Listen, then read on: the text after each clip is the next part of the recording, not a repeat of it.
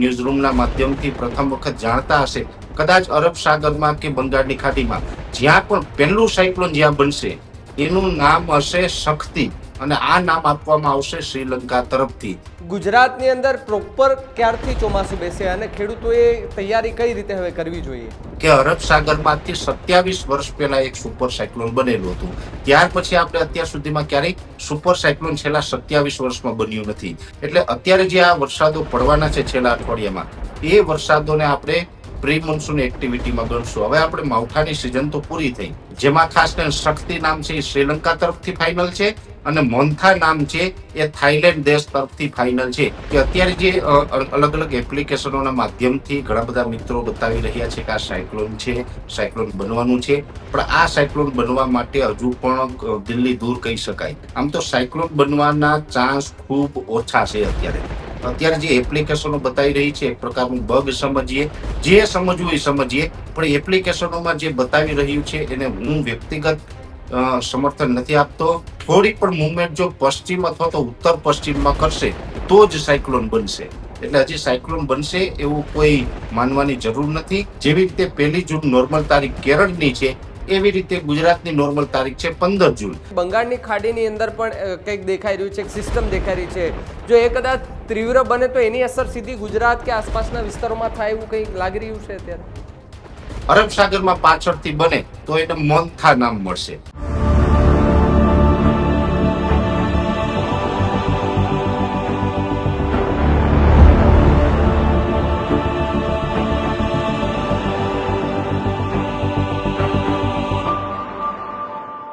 નમસ્કાર, આપ જોઈ રહ્યા છો ન્યૂઝ રૂમ અને આપની સાથે હું છું ભાવિક. મારી સાથે સ્ક્રીન પર બાજુમાં તમને હવામાન નિષ્ણાંત પરેશ ગોસ્વામી દેખાઈ રહ્યા છે. આજે વાત એમની સાથે કરવી છે કારણ કે સતત ચર્ચાઓ થઈ રહી છે કે વાવાઝોડું આવે છે, અહીંયા ટકરાશે, ત્યાં ટકરાશે, આગોતરું બધું આયોજન કરવાની વાતો ચાલી રહી છે. પણ પહેલી માહિતી એ હવામાન ખાતું અને બીજી માહિતી હવામાન નિષ્ણાંતો પાસેથી મેળવવી ખૂબ જરૂરી હોય છે, કારણ કે આવી સ્થિતિમાં આપણે વધુ પેનિક થઈ જતા હોઈએ છીએ. ત્યારે ખરેખર શું વાવાઝોડું ટકરાવાનું છે કે કેમ, ક્યાર સુધીમાં એની અસર દેખાશે, આ બધી જ ચર્ચા પરેશભાઈ સાથે કરીએ. પરેશભાઈ, સ્વાગત છે ન્યૂઝ રૂમ પર આપનું. પરેશભાઈ, પહેલા તો મારે એ સમજવું છે કે એક સાથે બે વાવાઝોડા દેખાઈ રહ્યા છે આ વખતે. ચોક્કસથી ભાવિકભાઈ, જોવા જઈએ તો આમ તો અત્યારે આપણે સાયક્લોન સિઝન ચાલી રહી છે, ને સ્વાભાવિક રીતે 15 એપ્રિલ થી લઈ અને 15 જુલાઈ સુધીનો જે સમયગાળો હોય છે એ દરમિયાન ઘણી વખત આપણે સાયક્લોનો બનતા હોય. એનું મેઇન કારણ છે કે અત્યારે વરસાદી સિસ્ટમો છે એ બનવાનું ચાલુ થઈ ગયું હોય, અને એ સાથે દરિયાઈ તાપમાન છે ઊંચું હોય છે. એટલે દરિયાઈ તાપમાન ઊંચું હોવાને કારણે સાયક્લોન બનવાની સંભાવનાઓ વધી જતી હોય છે. કેમ કે જે વિસ્તારોમાં દરિયાની અંદર જે જગ્યાએ સિસ્ટમો બનતી હોય એ વરસાદી સિસ્ટમ બને ત્યારે 28-29 ડિગ્રી કરતા ઊંચું તાપમાન હોય તો એ તાપમાન છે એ વરસાદી સિસ્ટમને એનર્જી પૂરી પાડે છે, અને એ એનર્જી એટલી હદે પૂરી પાડે છે કે સિસ્ટમને મજબૂત બનાવી દે. પેલા તો બધા મિત્રોએ સમજવાનું એ છે કે સાયક્લોન એટલે સાયક્લોન કોઈ ડાયરેક્ટ રીતે નથી બનતું. સાયક્લોનને અમુક પડાવ પાર કરવા પડે છે, અમુક કેટેગરીઓ છે એ પ્રાપ્ત કરવી પડે, ત્યાર પછી સાયક્લોન બનતું હોય છે. પેલા તો જે 4 થી 5 કેટેગરી તો વરસાદની છે, એ વરસાદની જે સિસ્ટમો હોય છે એ સિસ્ટમની 5 કેટેગરી પ્રાપ્ત કર્યા પછી એ સાયક્લોન બનતું હોય છે. સૌ પ્રથમ જોવા જઈએ તો એનું મૂળ સ્વરૂપ હોય છે એ છે સાયક્લોનિક સર્ક્યુલેશન.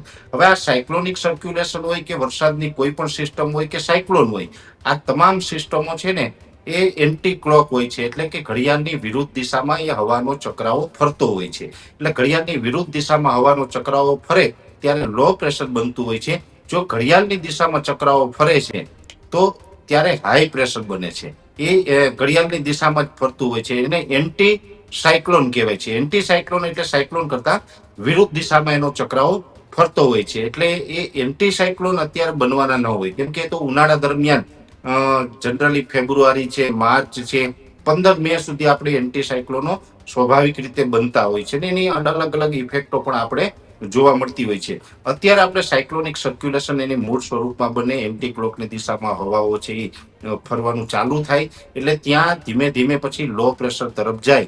એટલે એન્ટી સાયક્લોન છે એને ઊંચું તાપમાન મળે, પૂરતો ભેજ મળે, ત્યારે ત્યાં લો પ્રેશર સિસ્ટમ બને.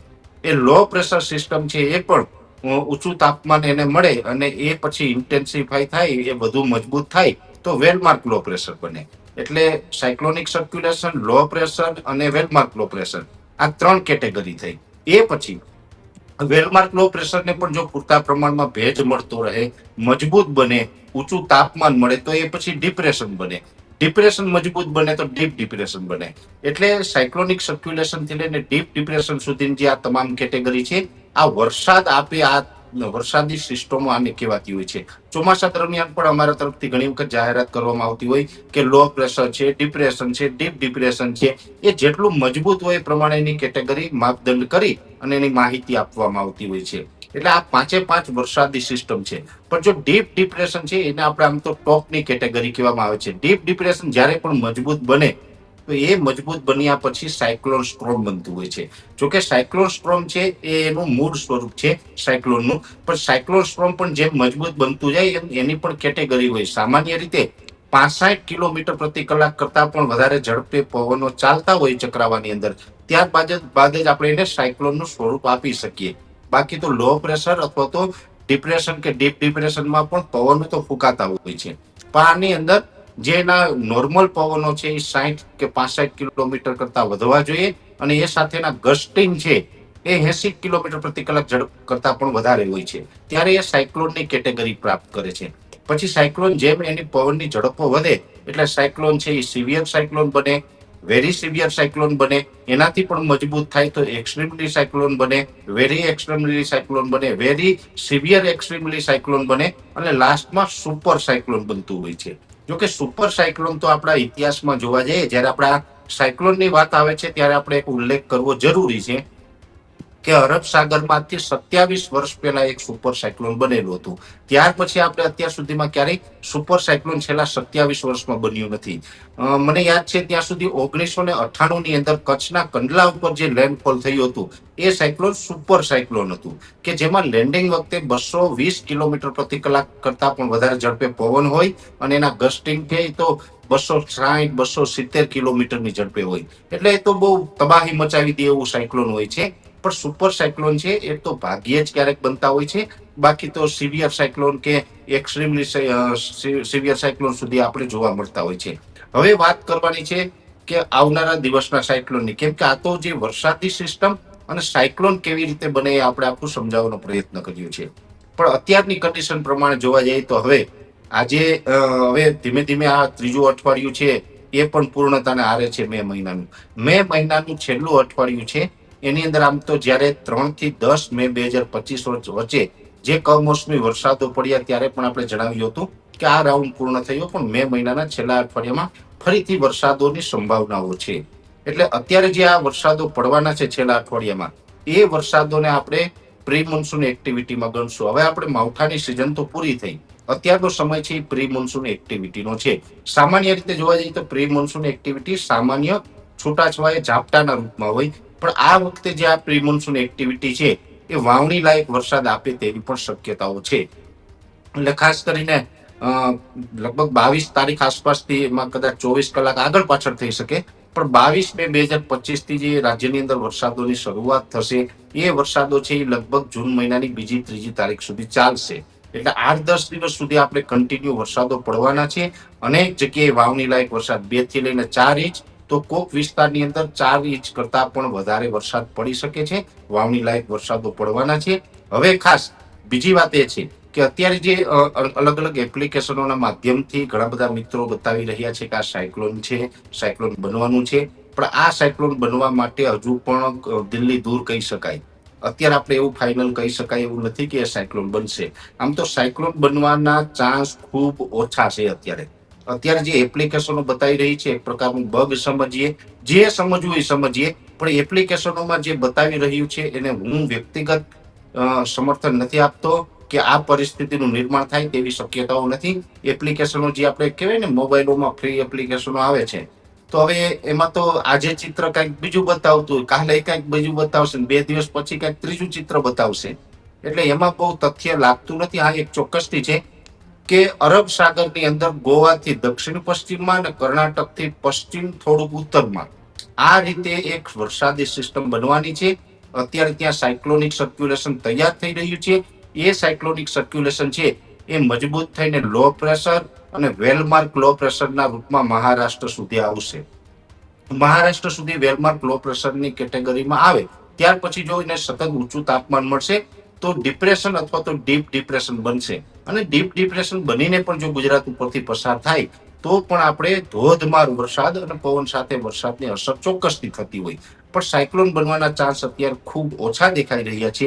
પણ આ એક ચોક્કસની વાત છે કે આ સિસ્ટમ અત્યારના જે ટ્રેક બતાવી રહ્યા છે કે એ કર્ણાટક અને ગોવાથી આગળ જે સમુદ્રમાં બની રહ્યું છે એ બનીને પછી સતત ઉત્તર દિશા તરફ અથવા તો ઉત્તર પૂર્વ દિશા તરફ ગતિ કરશે તો સાયક્લોન નહીં બને.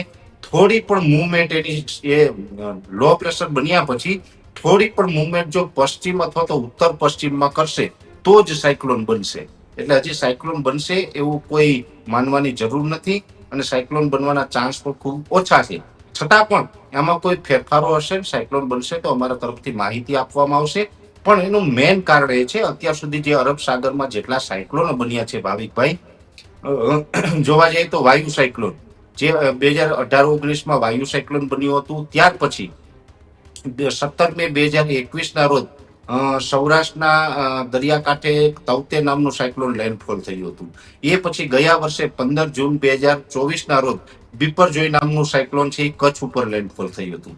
આ જે તમામ સાયક્લોનો અરબ સાગરમાં બન્યા છે કે જે સાયક્લોને ગુજરાતને અસર કરી છે એ તમામ સાયક્લોનો છે એ કેરળ, કર્ણાટક કે ગોવાથી એ જે દરિયાકાંઠાથી ડીપ સી અંદર બનેલા હતા. હવે જેટલું પણ દરિયાકાંઠાથી દૂર કોઈ સિસ્ટમ બને અને ત્યાં તાપમાન ઊંચું હોય તો એ સાયક્લોન ઝડપથી બની જતું હોય. પણ જો દરિયાકાંઠાથી થોડુંક વધારે નજીક હોય ત્યારે એ સિસ્ટમને ત્યાં પૂરતો સ્પેસ ન મળે ને પૂરતો સ્પેસ ન મળે એટલે તે સાયક્લોનની કેટેગરી સુધી જઈ શકતું નથી. આ એક વૈજ્ઞાનિક અને ટેકનિકલ કારણ છે.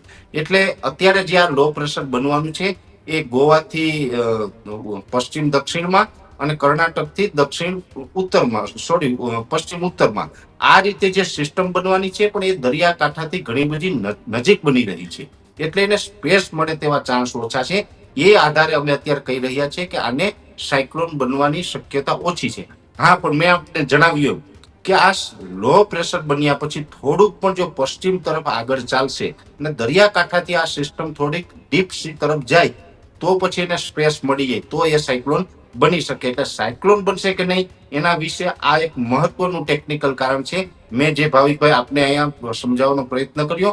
પણ હા, એક ચોક્કસ કે સાયક્લોન બનશે તો આપણે થોડુંક વરસાદની માત્રા વધી જશે અને પવનની ઝડપ પણ વધી જશે.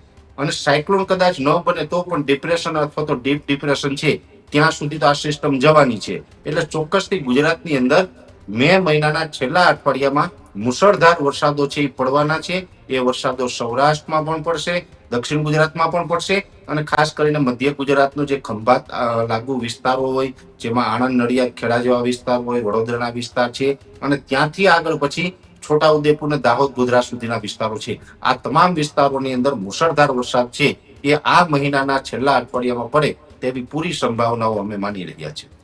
પરેશભાઈ, આપણે આ અરબ સાગરની વાત કરી, બંગાળની ખાડીની અંદર પણ કંઈક દેખાઈ રહ્યું છે, એક સિસ્ટમ દેખાઈ રહી છે. જો એ કદાચ તીવ્ર બને તો એની અસર સીધી ગુજરાત કે આસપાસના વિસ્તારોમાં થાય એવું કંઈક લાગી રહ્યું છે અત્યારે? હા, એક ચોક્કસથી છે. આમ જોવા જઈએ તો અત્યારે જે સાયક્લોન સિઝન ચાલી રહી છે એમાં બંગાળની ખાડી અને અરબ સાગર બંનેની અંદર સાયક્લોનો બનતા હોય છે. અને અત્યાર સુધીના જે ડેટા પ્રમાણે વાત કરવા જઈએ તો અરબ સાગર કરતા સાયક્લોનની સંખ્યા બંગાળની ખાડીમાં વધુ રહેલી હોય છે. એટલે ત્યાં પણ બનતા હોય છે. અત્યારે ત્યાં પણ એની શક્યતાઓ છે. અત્યારે એક વરસાદી સિસ્ટમ ત્યાં પણ બની રહી છે. ત્યાં પણ ડીપ ડિપ્રેશન સુધી જાય એવી તો પૂરી સંભાવનાઓ છે. અરબ સાગરમાં જે સાયક્લોન બનવાની સંભાવનાઓ છે એના કરતા બંગાળની ખાડીની અંદર સાયક્લોન બનવાની શક્યતા વધારે છે.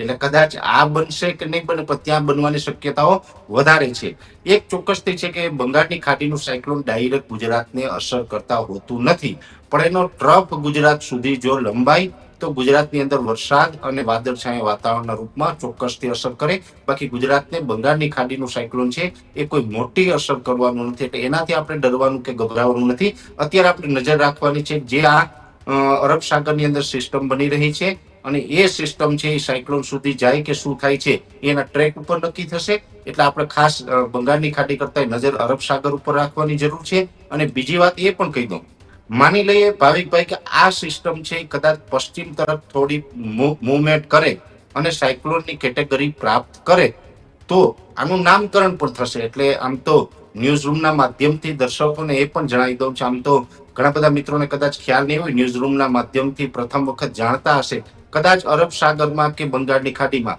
જ્યાં પણ પહેલું સાયક્લોન જ્યાં બનશે એનું નામ હશે શક્તિ, અને આ નામ આપવામાં આવશે શ્રીલંકા તરફથી. એટલે જો સાયક્લોન બનશે, જો કદાચ બંગાળની ખાડીમાં પ્રથમ સાયક્લોન બને તો એનું નામ શક્તિ હશે, અને અરબ સાગરમાં પ્રથમ સાયક્લોન બને તો એનું નામ શક્તિ હશે. જે પહેલું સાયક્લોન બનશે એનું નામ ખાસ શક્તિ હશે, એ ધ્યાન રાખવાનું. અને કદાચ માની લઈએ કે બંગાળની ખાડીમાં પ્રથમ સાયક્લોન બની ગયું તો શક્તિ નામ લિસ્ટમાં છે એટલે પેલું નામ એમને મળી જશે. અરબ સાગરમાં પાછળથી બને તો એને મોન્થા નામ મળશે. જો અરબ સાગરમાં પ્રથમ બને તો એને શક્તિ મળે, અને બંગાળની ખાડીમાં પાછળથી બને તો એને મોન્થા હશે. પણ શક્તિ અને મોન્થા આ બે નામ છે લિસ્ટની અંદર કન્ટિન્યુ છે, જેમાં ખાસ કરીને શક્તિ નામ છે એ શ્રીલંકા તરફથી ફાઇનલ છે, અને મોન્થા નામ છે એ થાઈલેન્ડ દેશ તરફથી ફાઇનલ છે. દરેક દેશ જે આપણે બંગાળની ખાડી અને અરબ સાગરને લગતા તમામ દેશો છે એ ટોટલ 13 દેશની જે કમિટી છે જે સાયક્લોનોના નામનું લિસ્ટ આખું જાહેર કરતી હોય છે, એ મુજબ અત્યારે હવે શ્રીલંકાનો વારો છે, અને શ્રીલંકા બાદ થાઈલેન્ડનો વારો છે. શ્રીલંકાનું નામ શક્તિ છે, થાઈલેન્ડનું નામ છે મોન્થા છે. આ બે માંથી કોઈ પણ સાયક્લોન છે એ બનશે તો આ પ્રકારેનું નામકરણ પણ થશે. પરેશભાઈ, છેલ્લે એ પણ સમજવું છે કે ગુજરાતની અંદર પ્રોપર ક્યારથી ચોમાસું બેસે અને ખેડૂતોએ તૈયારી કઈ રીતે હવે કરવી જોઈએ? આમ જોવા જઈએ તો અત્યારે સમય કરતા થોડુંક વહેલું ચોમાસું ચાલી રહ્યું છે, જેમાં બંગાળની ખાડીની અંદર પણ ચોમાસું વહેલું આવ્યું, આંદોબાર નિકોબાર ટાપુ ઉપર આવ્યું, શ્રીલંકાના ઘણા બધા ભાગોને કવર કર્યા છે. સામાન્ય રીતે 1 જૂને એમાં ઘણી વખત 24 કે 48 કલાક વહેલું અથવા તો મોડું થતું હોય છે, પણ 1 જૂને કેરળમાં ચોમાસું આવતું હોય છે. ત્યાંના પણ ઘણા બધા ક્રાઇટેરિયા છે. વરસાદોને 14 સ્ટેશનો જે નક્કી છે એમાં વરસાદોનું પડવું, પવનની ઝડપ છે એ પશ્ચિમની અને 35 કિલોમીટર પ્રતિ કલાકની ઝડપે કેરળના દરિયાકાંઠે પવન ફૂંકાવા, અને OLRનું ફૂલફિલ થવું. આ તમામ ક્રાઇટેરિયા ફૂલફિલ થાય ત્યાર પછી ત્યાં ચોમાસું પ્રવેશ કર્યું છે એવું કેરળની અંદર જાહેરાત થતી હોય. જોકે હજુ આપણે એવું માનવાની જરૂર નથી કે ચોમાસું છે બહુ વહેલું આવી જશે. બની શકે કે જે 1 જૂન આપણી નોર્મલ તારીખ છે એનાથી કદાચ વહેલું થાય તો પણ 24 કે 48 કલાક વહેલું થાય. એનાથી વધારે વહેલું થશે તો એ થોડુંક એક નવા એક સમાચાર ગણાશે. અત્યાર સુધીમાં એવું ક્યારેય નથી જનરલી બનતું, અને ત્યાં ચોમાસું પહોંચે પછી જનરલી 15 દિવસે ગુજરાતમાં પહોંચતું હોય છે. જેવી રીતે 1 જૂન નોર્મલ તારીખ કેરળની છે એવી રીતે ગુજરાતની નોર્મલ તારીખ છે 15 જૂન. સામાન્ય રીતે 15 જૂને ગુજરાતમાં ચોમાસું આવતું હોય, પણ જો અત્યારે આ જે સિસ્ટમ બની રહી છે આ સિસ્ટમ થોડીક વધારે મજબૂત બનશે અથવા તો સાયક્લોન બનશે, અને અરબ સાગરનો ભેજ છે એ પોતાની સાથે લઈને જો આગળ નીકળી જશે તો વચમાં ચોમાસું નિષ્ક્રિય પણ થઈ શકે છે. ભેજ ઘટી જવાને કારણે ચોમાસું વચ્ચે અટવાઈ જાય, મોન્સૂન બ્રેકની કન્ડિશન સર્જાય, અને ચોમાસું સમય કરતા 2, 5 કે 7 દિવસ લેટ પણ થઈ શકે. એટલે આ સિસ્ટમ પસાર થઈ જાય પછી જ હવે ગુજરાતના ચોમાસાનો પાક્કો અંદાજ આવી શકશે. પણ આ એક ચોક્કસની વાત છે કે સમય કરતા કદાચ થોડુંક લેટ થઈ શકે છે. પછી વરસાદો પડવા માંડી જાય ને એને આપણે ચોમાસું ગણી લઈએ એ તો વાત અલગ છે, પણ જે ટેકનિકલ કારણો હોય છે, ટેકનિકલ રીતે વૈજ્ઞાનિક ઢબે જે ક્રાઇટેરિયા ફૂલફિલ થવા જોઈએ એ ફૂલફિલ ન થાય ત્યાં સુધી ગુજરાતમાં ચોમાસાનું આગમન ન ગણી શકાય. બાકી તો આ સિસ્ટમને કારણે પણ આપણે વાવણી લાયક વરસાદો પડવાના છે, પણ એ ચોમાસાની શરૂઆત નથી ગણવાની. કેમ કે ચોમાસું ગુજરાત પહેલા તો કેરળમાં આવે, જ્યાં સુધી કેરળમાં ચોમાસુનો પ્રવેશ ન થાય ત્યાં સુધી ગુજરાતમાં પણ ચોમાસાનો પ્રવેશ આપણે ન ગણી શકાય. એટલે સ્વાભાવિકપણે, કારણ કે લોકોના ઘણા બધાના મેસેજ કમેન્ટ હતી કે ખરેખર વાવાઝોડું આવવાનું છે કે કેમ, કારણ કે આગોતરી તૈયારી અત્યારથી કરવા લાગી જઈએ. જે દરિયાકાંઠાનો જે વિસ્તાર છે ત્યાંના લોકોને ખૂબ પેલું કહેવાય ને કે મુશ્કેલીનો સામનો કરવો પડતો છે. એટલે એ માટે જ કે કોન્ટેક્ટ કરીને એમ કે ભાઈ શું ખરેખર આ વાવાઝોડું આવવાનું છે તો એ પહેલાં અમે પાળ બાંધી લઈએ જેથી કરીને નુકસાન થાય પણ થોડું ઓછું થાય. એ માટે જ હવામાન નિષ્ણાંતો પાસેથી આખી આગાહી અને બધું જ જાણવું ખૂબ જરૂરી હતું. અને ખાસ કરીને પરેશભાઈ, આભાર આપનો કે તમે જે નામ આજે જણાવીએ છે, કારણ કે અત્યાર સુધી આ નામ ખબર નહીં નથી કોઈને. શ્રીલંકા અને થાઈલેન્ડના જે તમે જે 2 નામ કીધા કે એક બંગાળની ખાડી અને એક અરબ સાગરમાં જો આ સાયક્લોન બને તો નામ આપવામાં આવે મોન્થા અને એક શક્તિ. આ 2 નામ છે તે પણ અત્યારે નક્કી કરી લેવામાં આવ્યા છે. એટલે હવે જો કદાચ વાવાઝોડાનું ખતરો થોડો વધે અને સૌરાષ્ટ્રમાં જે વિંડીને એ બધામાં આપણે જોઈએ છે અનેક વખત કે પહેલા 2 દિવસ પહેલા આપણે જોયું હતું વિંડીમાં તો એ ઓમાન તરફ ફંટાઈને જતું હતું. 2 દિવસ પછી જોયું તો પવનની ગતિ ફરી ગઈ ને સીધું જ ગુજરાત માંગરોળ વેરાવળ આસપાસના દરિયાકાંઠે ટકરાય એવું ત્યાં સુધી આવે એવી દ્રશ્યો જે છે બતાવી રહ્યા હતા. એટલે અત્યારથી કશું નક્કી ન કરી શકાય. હવામાન વિભાગ પણ આના ઉપર સતત દેખરેખ રાખી રહ્યું છે કે આ વાવાઝોડું બનશે કે કેમ. હવામાન નિષ્ણાંતો છે તે પણ સતત આની ઉપર નજર રાખી રહ્યા છે અને અપડેટ આપી રહ્યા છે કે આ વાવાઝોડું બનશે કે કેમ, અથવા તો ચોમાસાની જે સિઝન છે તેમાં કોઈ ફેરફાર થશે કે કેમ. એની બધી જ વિગતો છે એ ન્યૂઝરૂમના માધ્યમથી એક દર્શકોને સાથે સાથે ખેડૂતલક્ષી જે પણ મુદ્દાઓ છે, જે પણ વાત છે, વાવણીથી લઈને ચોમાસાની જે વાત છે એ બધી જ એમના સુધી પહોંચાડતા રહીશું. પરેશભાઈ, ખૂબ ખૂબ આભાર જોડાવા બદલ.